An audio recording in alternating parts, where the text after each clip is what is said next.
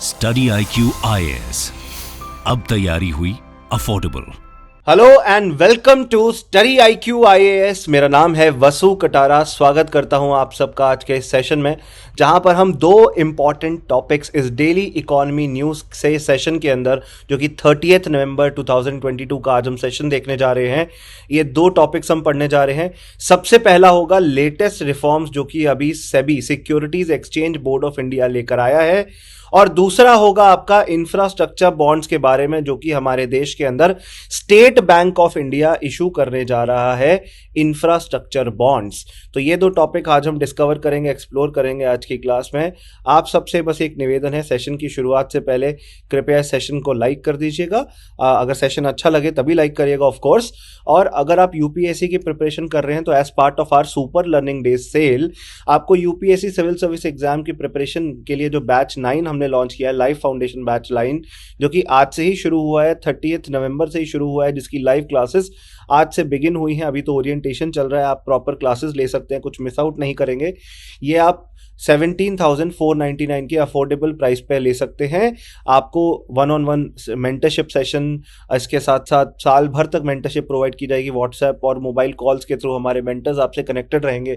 1000+ hours of live classes, उनकी recordings, lecture notes, hand written notes, खुद आपको notes भी नहीं बनाने, वो भी हम बना के दे रहे हैं। और बोलो तो ये सब आपको स्कीम का पार्ट मिलेगा। Prelims test series, daily mains answer writing practice programme. इसके लिए और आप जानना चाहते हैं तो मेरे Telegram channel Vasu Katara study IQ पे कनेक्ट हो सकते हैं। हमने एनसीईआरटी कोर्स भी लॉन्च किया। 100 डेज में कंप्लीट एनसीईआरटी कवरेज प्रोवाइड की जाएगी, हर एनसीईआरटी की कवरेज प्रोवाइड की जाएगी।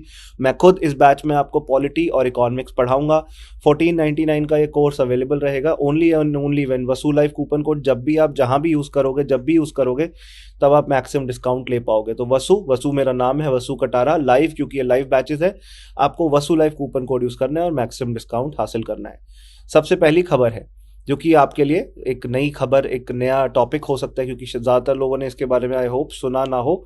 अगर नहीं सुना कोई बात नहीं, क्लैरिटी मिल जाएगी आपको। इंफ्रास्ट्रक्चर बॉन्ड नाम का टॉपिक अभी हम पढ़ रहे हैं। State Bank of India, SBI सरकारी बैंक है, भारत का सबसे बड़ा बैंक है, right.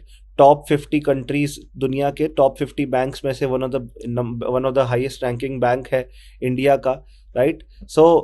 It is a bank which is there in top 100, top 50 list around the world, one of the biggest banks in India. तो SBI अभी फिलहाल 10,000 करोड़ के इंफ्रास्ट्रक्चर बॉन्ड्स लेकर आने का प्लान कर रही है। अब आपका सबसे पहला सवाल होगा कि व्हाट इज इंफ्रास्ट्रक्चर बॉन्ड्स।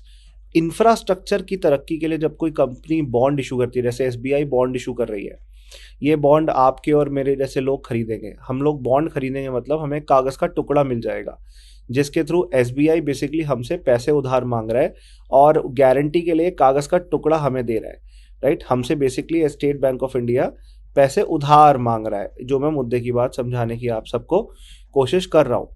तो क्योंकि SBI पूरे इन्वेस्टमेंट को बढ़ावा देने के लिए, इन्वेस्टमेंट्स और इंफ्रास्ट्रक्चर को बढ़ावा देने के लिए ऐसे बॉन्ड इशू कर रहा है, बदले में पब्लिक पैसा देगी SBI को। और पब्लिक का क्या बेनिफिट है कि वो आगे जाके फ्यूचर में उस पैसे पर इंटरेस्ट प्राप्त कर सकते हैं, और SBI का बेनिफिट ये है कि उनको इंफ्रास्ट्रक्चर पर खर्चने के लिए पैसा मिल जाएगा। तो इस पूरे प्रोग्राम के तहत स्टेट बैंक ऑफ इंडिया चाहता है कि 10,000 करोड़ का एक पब्लिक इशू, एक ऐसा इशू करे इंफ्रास्ट्रक्चर बॉन्ड्स का, जिसमें पब्लिक बॉन्ड्स खरीद सके, जिसमें बेसिकली, और अगर पैसा SBI state Bank of India procure करना चाहती है पब्लिक से, ताकि उसको हमारे देश के इंफ्रास्ट्रक्चर के विकास के लिए लगाना चाहे, तो वो भी कर सकती है SBI। SBI is one of the most profitable banks of our country. तो वो अब इन्वेस्टमेंट के अंदर, इंफ्रास्ट्रक्चर के एरिया के अंदर इन्वेस्टमेंट के लिए उतरना चाहती है, जिससे लॉन्ग टर्म बेनिफिट हमारे देश का, हमारी कंट्री का होगा। हमारे कंट्री का इंफ्रास्ट्रक्चर और बेहतर हो सकता है और इम्प्रूव हो सकता है, और अल्टीमेटली पब्लिक को एक बेटर इंफ्रास्ट्रक्चर प्राप्त करने का मौका मिलेगा। तो ये करीबन 10,000 करोड़ का इंफ्रास्ट्रक्चर बॉन्ड इशू करना चाहते हैं पब्लिक को हमारे देश के अंदर, और SBI के पास बॉन्ड्स इशू करने की कैपेसिटी भी है, क्योंकि अगर आज ये उधार ले रहे हैं तो एज इट इज़ प्रॉफिट कमा रहे हैं, प्रॉफिट मेकिंग बैंक है। लगभग इन्होंने 74% अपने नेट प्रॉफिट का अमाउंट कमाया है, right, as compare to previous year data. तो they have earned a large chunk of profit and they are a very profitable bank. तो ये कर भी सकते हैं। अब इसी से जुड़ा हुआ एक क्वेश्चन मैं आपको पूछना चाहूँगा कि what is green shoe option. और इसको मैं आपको एक्सप्लेन भी करना चाहूँगा कि ये एक बहुत कॉमन टर्मिनोलॉजी है फाइनेंस के एरिया के अंदर। ग्रीन शू ऑप्शन, आखिरकार इसका मतलब क्या होता है? ये कौन से हरे जूते के बारे में बात कर रहा है?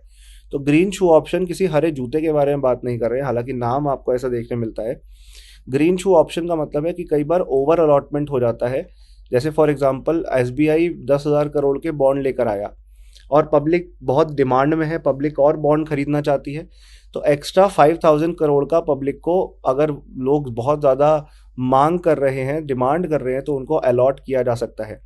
सो 10,000 करोड़ के इंफ्रास्ट्रक्चर की डेवलपमेंट के लिए बॉन्ड इशू करेंगे 2023 फाइनेंशियल ईयर में, और एक 5,000 करोड़ का ग्रीन शू ऑप्शन बना रहेगा जिसमें कुछ और अमाउंट, एक्सेस अमाउंट के लिए ये बॉन्ड्स इशू कर सकते हैं। तो ग्रीन शू ऑप्शन बेसिकली इसलिए होता है ताकि मार्केट के अंदर अचानक से प्राइस बढ़ने ना लगे, किसी चीज़ के प्राइस स्टेबलाइज हो सके। शेयर्स के अंदर, शेयर्स के इशू के अंदर नॉर्मली हम ये क्लॉज यूज़ करते हैं।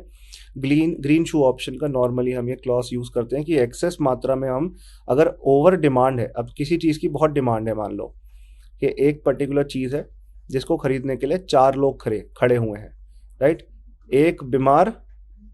एक अनार, सॉरी, 4 बीमार, कहावत होती है ना, एक अनार और 4 बीमार। अब इन सब की ज़रूरत पूरी करनी है, 2 की ज़रूरत पूरी हो जा रही है, बाकी 2 नहीं खरीद पा रहे।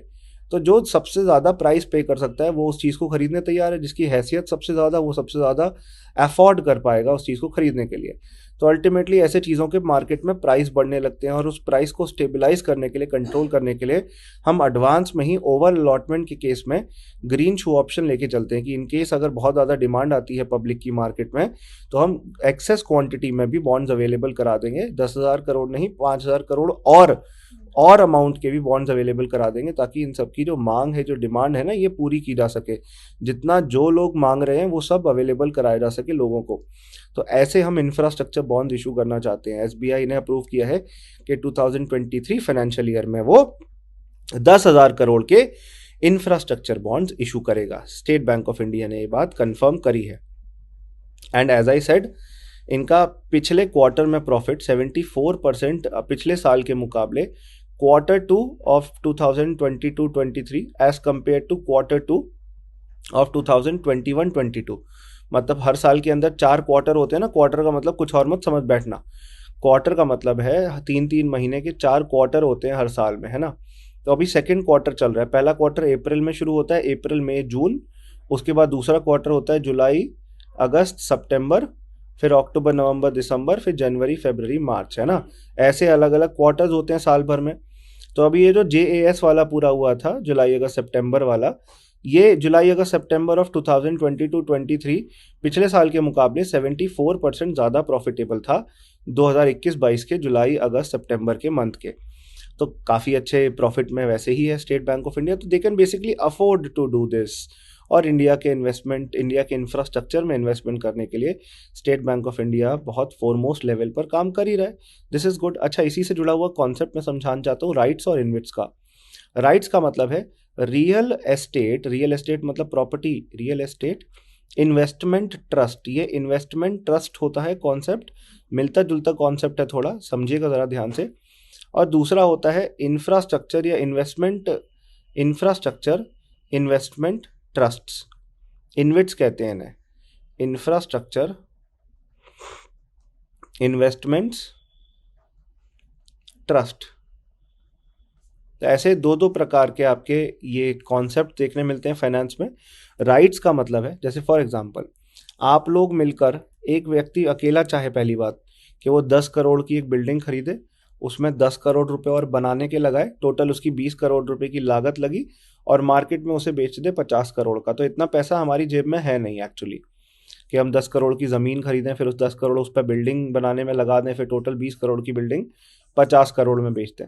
एक इंसान के पास पैसा नहीं है, पर कुछ लोग, मतलब आप में से कुछ लोग अगर मिल के पैसा जोड़ के काम करते हैं, we all come together and we like collect money, हम पैसा तो ये लोग मिलकर पैसा जोड़ सकते हैं और उस पैसे का इस्तेमाल करके ये इन्वेस्ट कर सकते हैं कहीं पे भी, रियल एस्टेट एसेट्स के अंदर। जैसे ज़मीन खरीद ली, उस पर इन्होंने बिल्डिंग बना दी है। ऐसा ही इन्वेट्स होते हैं, इंफ्रास्ट्रक्चर इन्वेस्टमेंट ट्रस्ट, कि इन्होंने कोई इंफ्रास्ट्रक्चर प्रोजेक्ट बना लिया, लेट्स से कोई मॉल बना दिया, मॉल के अंदर यूनिट्स इनको मिल गए और ये यूनिट्स बेच बेच कर अमीर बन जाएंगे, या कल जाके यूनिट्स का दाम बढ़ेगा तो अमीर बन जाएंगे, या उसे रेंट पे दे देंगे तो रेंटल इनकम कमा लेंगे, बट कोई ना कोई बेनिफिट तो ले लेंगे ना। तो ये कॉन्सेप्ट आपका म्यूचुअल फंड से थोड़ा मिलता जुलता है, रियल एस्टेट इन्वेस्टमेंट ट्रस्ट और आपका इंफ्रास्ट्रक्चर इन्वेस्टमेंट ट्रस्ट का कॉन्सेप्ट मैंने आपके साथ डिस्कस किया। चलिए आज की दूसरी खबर पे चलते हैं, सेकंड इन्फॉर्मेशन पे चलते हैं। ये थोड़ी इंपॉर्टेंट इसलिए भी है क्योंकि सेबी आजकल काफ़ी प्रोएक्टिव हो रखी है। सेबी क्या है? एक रेगुलेटरी बॉडी है, securities exchange board of India. ये एक रेगुलेटरी बॉडी है। रेगुलेटरी बॉडी का मतलब है कि ये ध्यान रखती है, सुपरविजन देती है, सर्वेलेंस रखती है इंडिया के स्टॉक मार्केट और कैपिटल मार्केट के ऊपर। वो कंपनीज जो शेयर इशू करती हैं शेयर मार्केट में जाके, उनके ऊपर। तो दो नए चेंजेस आए हैं। सबसे पहले तो इसने चेंज किया है, ट्रांसफॉर्म किया है, बदलाव किया है एडवाइजरी पैनल के अंदर, जो कि एफपीआई से जुड़े हुए थे या सोशल स्टॉक एक्सचेंज से जुड़े हुए थे। कॉन्सेप्ट क्या है समझो जरा। एफपीआई का मतलब है फॉरेन पोर्टफोलियो इन्वेस्टर। इसका कॉन्सेप्ट समझो जरा, कौन होते हैं फॉरेन पोर्टफोलियो इन्वेस्टर्स। देखो, इंडिया के बाहर से जब भी इन्वेस्टर्स इंडिया में पैसा लेकर आते हैं तो दो तरीके से लाते हैं। एक को आप कहते हो एफडीआई और एक को कहते हो आप एफपीआई या एफआईआई। दोनों नाम इसके होते हैं, एफपीआई भी और एफआईआई भी, they are the same things. FDI का मतलब है फॉरेन डायरेक्ट इन्वेस्टमेंट, मतलब डायरेक्ट पैसा इंडिया के अंदर किसी कंपनी के, किसी बिजनेस के अंदर डायरेक्ट डाला जा रहा है, और ये लॉन्ग टर्म पर्पसेस के लिए, शॉर्ट टर्म के लिए नहीं है, लंबे समय के लिए पैसा डाला जा रहा है। दूसरा होता है फॉरेन पोर्टफोलियो इन्वेस्टमेंट या फॉरेन पोर्टफोलियो इन्वेस्टर्स। इसको फॉरेन इंस्टीट्यूशनल इन्वेस्टर्स भी कहते हैं, कि कोई फॉरेनर इंडिया से पैसा कमाना चाहते हैं। इंडिया की बढ़ती हुई स्टॉक मार्केट आप देख ही रहे हो, 60,000 क्रॉस कर दिया बीएसई ने, बॉम्बे स्टॉक एक्सचेंज ने। तो बहुत अच्छा इंडिया के स्टॉक मार्केट्स परफॉर्म कर रहे हैं। तो अगर वो इंडिया में इन्वेस्ट करके इंडिया की तरक्की के साथ खुद तरक्की पाना चाहते हैं तो एफपीआईज उन्हें कहा जाता है। अब इनसे जुड़े हुए कुछ एडवाइजरी पैनल्स हैं जो रेगुलरली देखते रहते थे कि इंडिया के अंदर एफपीआईज कैसे परफॉर्म करते थे या सोशल स्टॉक एक्सचेंज कैसे परफॉर्म करती थी। तो अब देखो बदलाव क्या है। अभी फिलहाल फॉर्मर फाइनेंस सेक्रेटरी हसमुख आधिया जी ने, ये फाइनेंस सेक्रेटरी रह चुके हैं। ये अब 16 मेंबर कमिटी, 16 मेंबर पैनल है, एडवाइजरी पैनल है, जो कि फॉरेन पोर्टफोलियो इन्वेस्टर्स की टेक केयर करता है। इसके ये हेड बनेंगे। अर्लियर पहले केवी सुब्रमण्यन जी होते थे, जो पहले गवर्नमेंट ऑफ इंडिया के अंदर चीफ इकोनॉमिक एडवाइजर, मतलब एक बहुत इंपॉर्टेंट पोजीशन पे रह चुके थे। अब सुब्रमण्यम जी की जगह ले ली है हसमुख आधिया जी ने, जो कि क्या बनने वाले हैं? चेयरमैन बनने वाले हैं 16 मेंबर एडवाइजरी कमिटी के। ये आपको बात समझनी है, ये बदलाव आया है। वैसे इनका नाम जरूरी नहीं है, कॉन्सेप्ट जरूरी था कि what is FPI, FPI actually होता क्या है। ऐसे ही सोशल स्टॉक एक्सचेंज की एक एडवाइजरी कमिटी थी, उसके भी चेंज हुए हैं head. Again name is not important, significance क्या है? सिग्निफिकेंस है कि पैनल रिस्पॉन्सिबल है सेबी को एडवाइस देने में, सेबी को सुझाव देता है, सजेशन देता है उन सोशल एंटरप्राइजेज या उन कंपनीज के लिए जो प्रॉफिट नहीं कमाना चाहती बट सोसाइटी के वेलफेयर के लिए काम करना चाहते हैं, जो कि मार्केट से पैसा उठाना चाहती हैं ताकि उस पैसे का इस्तेमाल करके जो सोशल वेलफेयर प्रोजेक्ट्स के अंदर इस्तेमाल कर सकें, जैसे पोल्यूशन कम करने के लिए, जैसे गरीब बच्चे, अनाथ बच्चों के देखरेख के लिए, अलग अलग सोशल प्रोजेक्ट्स में उस पैसे को लगाया जाएगा। आप और सिंपल स्ट्रक्चर बनाना चाहते हैं, इसलिए कमिटी, एडवाइजरी कमिटी लेकर आए हैं कि पैसा ऐसे इकट्ठा करना और कैसे सिंप्लीफाई करा जा सकता है और कैसे ट्रांसपेरेंट बनाया जा सकता है। तो बेसिकली ये कमिटी सोशल स्टॉक एक्सचेंज की जो पैनल है, जिसका मैं आपको बता रहा हूँ नाम, इसके नए चेयरमैन अपॉइंट हुए हैं। इसमें कुछ चेंजेस करे गए हैं।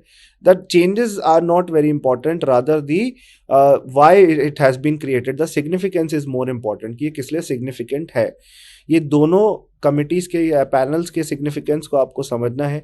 एक तो फॉरेन पोर्टफोलियो इन्वेस्टमेंट के ऊपर है कि इंडिया में फॉरेन पोर्टफोलियो इन्वेस्टर्स जो अपना पैसे लेकर आ रहे हैं उनको कैसे रेगुलेट कर सकें। ऐसे लोगों को, फॉरेन पोर्टफोलियो इन्वेस्टर्स को हॉट मनी भी कहते हैं, कि वो आते हैं इंडिया में, पैसा लगाते हैं, बिजनेसेस से पैसा कमाते हैं और अल्टीमेटली उससे वापस, उसे कमाकर वापस चले जाते हैं। आई रिपीट, ये आते हैं इंडिया में, बिजनेसेस से पैसा कमाते हैं और पैसा कमा के वापस चले जाते हैं, राइट। इसलिए इन्हें हॉट मनी कहा जाता है, because they are not as stable as other investors. बाकी इन्वेस्टर्स की तरह ये ज़्यादा स्टेबल नहीं होते हैं, इनकी स्टेबिलिटी थोड़ी कम है। फॉरेन डायरेक्ट इन्वेस्टमेंट तब होता है जब किसी कंपनी या किसी प्रोजेक्ट में 10% से ज़्यादा शेयर लेकर कोई इन्वेस्टर इंडिया आ रहा है, और 10% से कम होगा तो फॉरेन पोर्टफोलियो इन्वेस्टमेंट कहा जाता है। ये आपको 10% क्लॉज याद रखना है। 10% से कम मतलब वो शॉर्ट टर्म के लिए है, मतलब लॉन्ग टर्म के लिए नहीं है, और उसको उनको फॉरेन पोर्टफोलियो इन्वेस्टर्स कहते हैं जो सिर्फ प्रॉफिट कमाने आ रहे हैं। फॉरेन डायरेक्ट इन्वेस्टर्स और ज़्यादा कुछ सीख करना चाहते हैं, ग्रोथ सीख करना चाहते हैं, इसलिए वो 10% से ज़्यादा पैसा इन्वेस्ट करते हैं। 10% से 100%, कुछ भी हो सकता है, 10 to 100% वो इन्वेस्ट करते हैं ताकि वो इंडिया के डेवलपमेंट के साथ खुद डेवलप हों, राइट। बाकी सेबी एक रेगुलेटरी बॉडी है, एक स्टैट्यूटरी बॉडी है, एक लॉ के तहत बनी थी। 1992 के अंदर लॉ आया था, मुंबई में इसका हेडक्वार्टर है। आप 30 नवंबर से जो बैच स्टार्ट हुआ है, मतलब आज रात तक, उसमें जुड़ने का फायदा ले सकते हैं। यूपीएससी की कंप्लीट हॉलिस्टिक प्रिपरेशन, ताकि 2023 2024 जो भी आप अटेम्प्ट दे रहे हो उसके लिए बेस्ट तरीके से अभी से प्रिपेयर हो सको। You can prepare in the best possible way. तो यूपीएससी प्रिपरेशन के लिए, प्री और मेंस फाउंडेशन के लिए study IQ is the best name in the industry. मैं खुद इस बैच में आपको गवर्नेंस, एथिक्स और इंटरनल सिक्योरिटी जैसे टॉपिक्स के बारे में पढ़ाऊंगा। तो सुपर लर्निंग डेज का मैक्सिमम एडवांटेज लीजिएगा, इस डिस्काउंट का मैक्सिमम एडवांटेज लीजिएगा। 1000+ आवर्स ऑफ लाइव क्लासेस, 1000 घंटे से ज्यादा लाइव क्लासेस बाइलिंगुअल मीडियम में होगी, हिंदी इंग्लिश दोनों का उपयोग किया जाएगा। रिकॉर्डेड लेक्चर भी मिलेंगे, हैंड रिटन नोट्स भी मिलेंगे, रिवीजन मटेरियल भी मिलेगा, 1-on-1 मेंटरशिप, जो सबसे इंपॉर्टेंट चीज है जो बाकी जगहों पर नहीं मिलती है। हमारे मेंटर्स जिन्होंने खुद सिविल सर्विस एग्जाम दिया है वो आपको गाइड करेंगे, फोन कॉल व्हाट्सएप के माध्यम से साल भर आपके साथ कनेक्टेड रहेंगे। 2 साल का ये कोर्स रहेगा, इसमें आपको प्रॉपर गाइडेंस सबसे इंपॉर्टेंट होती है, तभी आप कोर्स लेते हैं। क्लासेस तो आप कहीं पे भी देख सकते हैं, तो वो प्रॉपर गाइडेंस आपको स्टडी IQ के साथ मिलने वाली है। So do join our batches and do not forget to apply Vasu life coupon code for maximum discount. So thank you for watching this session. इस सेशन को देखने के लिए बहुत बहुत शुक्रिया। स्टडी IQ IAS, अब तैयारी हुई अफोर्डेबल।